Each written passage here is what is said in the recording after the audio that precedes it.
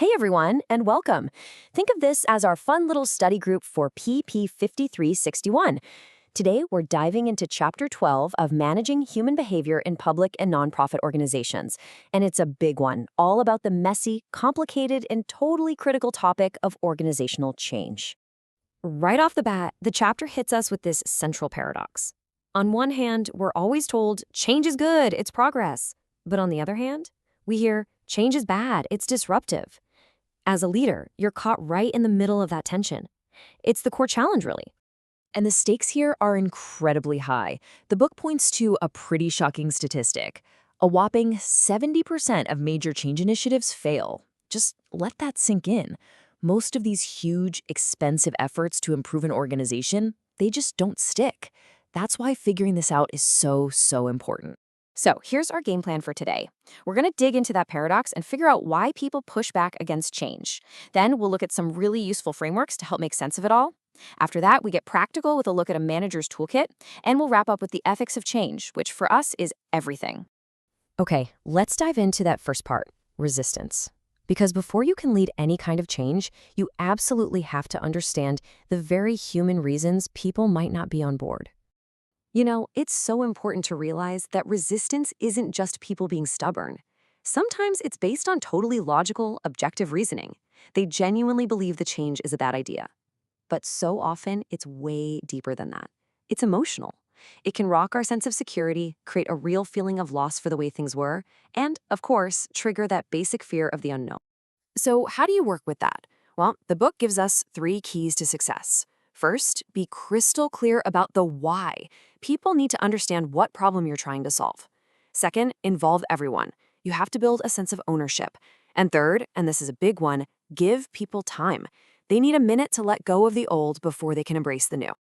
All right, now that we've got a handle on the human side of things, let's look at some classic theories. Think of these as mental maps that can help us navigate this really complex journey. The classic place to start is with a social psychologist named Kurt Lewin. He came up with this brilliant idea called force field analysis. He said any situation is basically in a state of balance, kind of like a tug of war between forces pushing for change, the driving forces, and forces holding it back, the restraining forces. And this is where his idea gets super practical. Take this example of a new accounting system. You've got your driving forces, like getting better information, but you also have restraining forces, like the high cost or the fact that people are just comfortable with the old way. Now, here's Lewin's big insight. It's often way more effective to reduce those restraining forces than to just push harder with the driving one. Lewin also gave us this beautifully simple 3-step model. First, you have to unfreeze the old way of doing things. You got to shake things up so people see the need for change. Then you actually make the change, but, and this is the step everyone forgets, you have to refreeze the new way, making sure it sticks and becomes the new normal. This leads us to another key idea, seeing organizations as open systems. What this model shows is that organizations don't exist in a vacuum, right? They take in inputs from the outside world, they transform them into outputs, and here's the key part, they get feedback. That feedback loop is what forces them to constantly adapt. Building on that systems idea, Peter Senge talks about the learning organization. He says for an organization to truly thrive in a changing world, it needs to master these 5 disciplines. You've got things like personal mastery and having a shared vision. But he says the 5th one, systems thinking, is the glue that holds it all together. It's about seeing the whole picture. Okay, that's enough theory for now. Let's get practical. How do you actually do this stuff? What are the tools you can put in your toolkit as a leader? Well, one of the most established approaches is called organization development, or OD for short. The best way to think about OD is as a planned effort to improve how an organization functions. The focus here is less on what gets done and more on how it gets done, the communication, the collaboration, the teamwork. And you can really see that focus in the objectives of OD. It's all about things like building trust, pushing decisions down to the people who have the information, giving employees more control, and even using conflict in a positive way. It's really about upgrading the people skills of the entire organization. Now, this next tool is really cool because it completely flips the script. It's called appreciative inquiry, or AI. Instead of starting with, okay, what's broken here? AI asks, what's working? When are we at our absolute best? And how can we do more of that? It's a total shift in perspective. And it follows this really positive, powerful cycle. You start with discovery, finding the best of what already exists. Then you dream about what could be. From there, you design what should be. And finally, you move toward that new destiny. It's an incredibly hopeful way to approach change.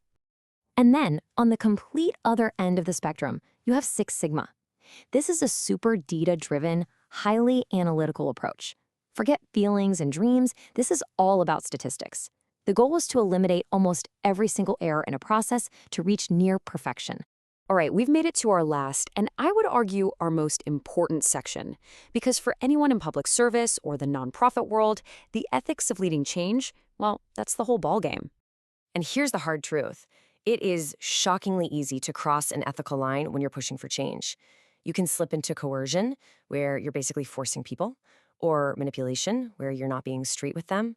And maybe the worst of all is dehumanization, where you start seeing people not as human beings, but as just obstacles to your plan. This quote from the text just nails it. It's the perfect reminder that for us, there's always another layer. Everything we do, how we diagnose a problem, how we plan, how we act, it all has to be measured against one standard. Does this serve the public interest? So what's the answer? How do we stay on the right side of that line? The solution is right here. You have to reject those top-down command and control approaches. Instead, you have to actively involve everyone who has a stake in the outcome. Your employees, your clients, the citizens you serve. Empower them. And that wraps up our little study session on Chapter 12. I really hope this helps put all these big ideas into perspective. To finish up, I'll just leave you with this one question to think about. As you move forward to become a leader, what's one small step you can commit to right now to make sure your next change effort is not just effective, but truly human-centered and ethical?